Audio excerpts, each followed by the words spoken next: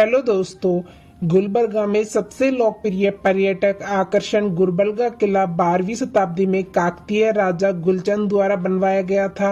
यह ग्रेनाइट स्मारक एक आश्चर्यजनक मुखौटा लगाता है जो फारसी और भारतीय वास्तुकला का एक सुंदर मिश्रण है। 200 साल बाद बहमनी शासकों द्वारा पुनर्निर्मित आक्रमणकारियों के लिए एक दुर्जय बाधा को मारने के लिए किले का विस्तार किया गया था। 15 मीनारों से युक्त यह संरचना निश्चित रूप से आपको पुराने शासकों की महिमा से चकित कर देगी। अंदर स्थित जामा मस्जिद अपने मीनारों और स्तंभों से आत्मा को गर्म कर देती है। आप किले के खंडरों के अंदर अपने प्रियजनों के साथ पिकनिक मना सकते हैं। गुलबर्गा किले का इतिहास। कर्नाटक के गुलबर्गा शहर में स्थित गुलबर्गा किला 12वीं शताब्दी के मध्य में राजा गुलचंद के सहयोग से बनाया गया था और यह बहमनी जिले का एक उल्लेखनीय मील का पत्थर है। हालांकि किले को विजयनगर के शासक कृष्णदेव राय ने नष्ट कर दिया, लेकिन आदिल शाह ने बाद में किले का पुनर्निर्माण किया।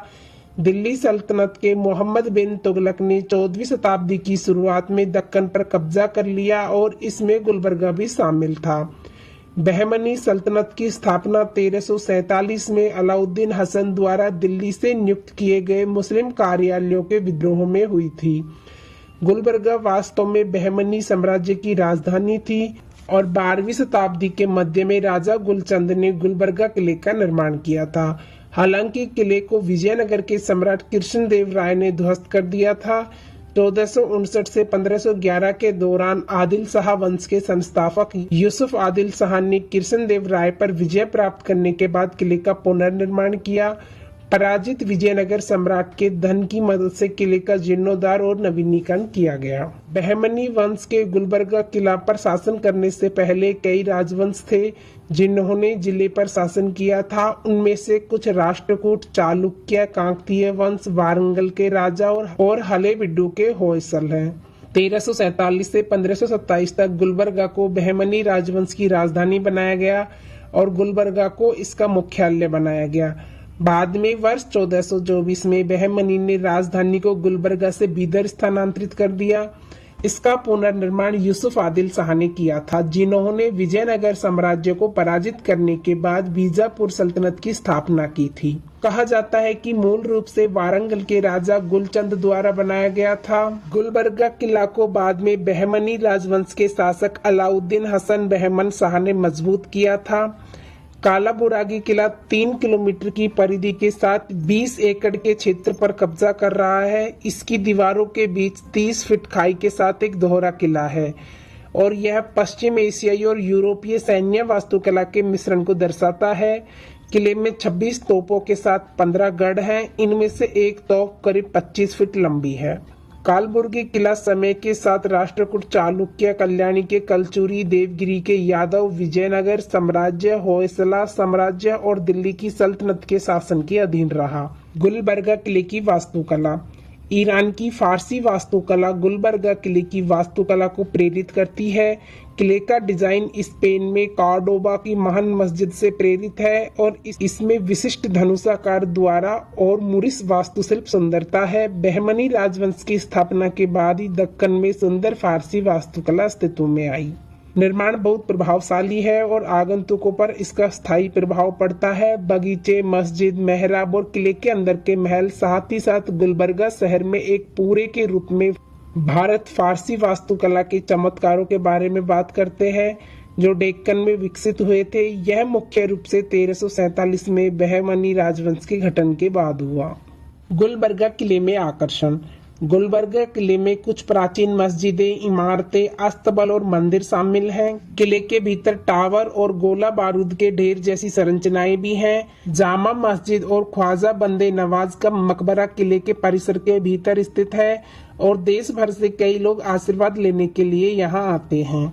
इसके आकर्षण में इजाफा करते हुए गुलबर्गा किला के बगल में स्थित एक शांत झील है जो एक उत्कृष्ट पृष्ठभूमि बनाती है।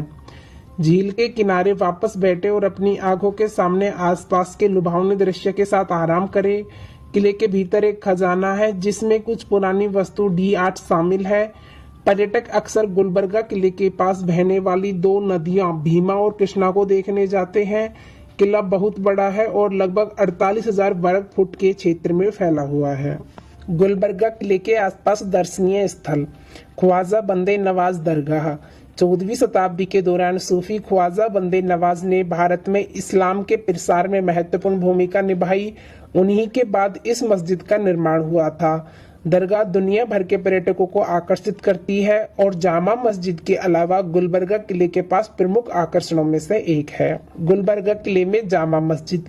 किले में एक और महत्वपूर्ण स्मारक जामा मस्जिद है, जिसे 1367 ईस्वी में बनाया गया था। इसे एक स्पेनिश वास्तुकार ने बनाया था। दरवाजे के रास्ते स्पेन में कार्डोबा के ग्रेट कैथेड्रल मस्जिद के समान है। गुलबर्गा को बहमनी राजवंश की राजधानी के रूप में बनाने के लिए मस्जिद का निर्माण किया गया था।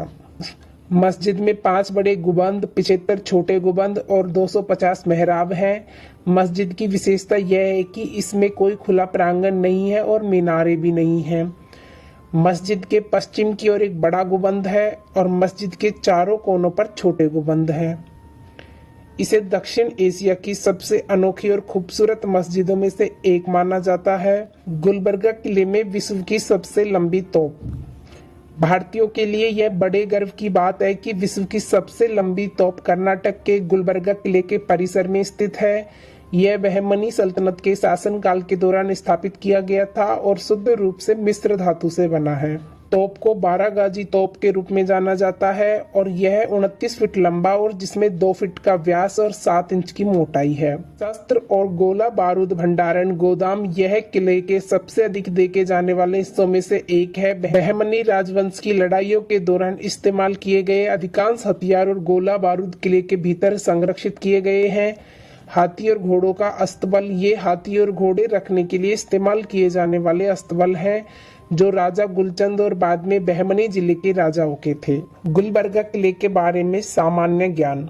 गुलबर्गा किला भारत के अन्य सभी किलों में सबसे खूबसूरती से संरक्षित किलों में से एक है। अंदर जामा मस्जिद वास्तव में किले पर हावी है, जो 250 मेहराब, 75 छोटे और 5 बड़े गुंबदों के साथ 38,000 वर्ग फुट में फैला है। वर्तमान में भारतीय पुरातत्व सर्वेक्षण किले का प्रबंधन करता है।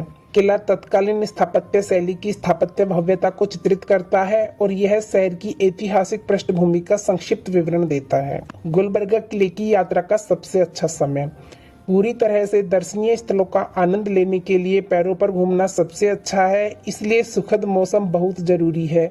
इसलिए सर्दियों के दौरान किले की यात्रा करना बेहतर होता है। किले की यात्रा के लिए जनवरी, मार्च और फिर अक्टूबर, दिसंबर के बीच कभी भी एक उत्कृष्ट समय है। इन महीनों के दौरान मौसम ठंडा रहता है और आपको किले की अपने दिन की यात्रा का पूरी तरह से आनंद देता है, क्योंकि आपको किले के शीर्ष पर चढ़कर सुंदरता का एक दर्शक बनना होगा जो इसके चारों ओर है। गुलबर्गा किले तक कैसे पहुंचे? सोलापुर गुलबर्गा शहर से निकटतम हवाई अड्डा है। यह शहर से 81 किलोमीटर की दूरी पर स्थित है। इसके अलावा हैदराबाद, बेंगलोर और चेन्नई जैसे प्रमुख शहर ट्रेनों के साथ नियमित उड़ानों के माध्यम से गुलबर्गा से अच्छी तरह से जुड़े हुए हैं। तो दोस्तों, यह था गुलबर्गा किले से जुड़ा संपूर्ण इतिहास। आपको वीडियो कैसी लगी हमें कमेंट करके बताएं और वीडियो पसंद आए तो लाइक, शेयर एंड सब्सक्राइब करें।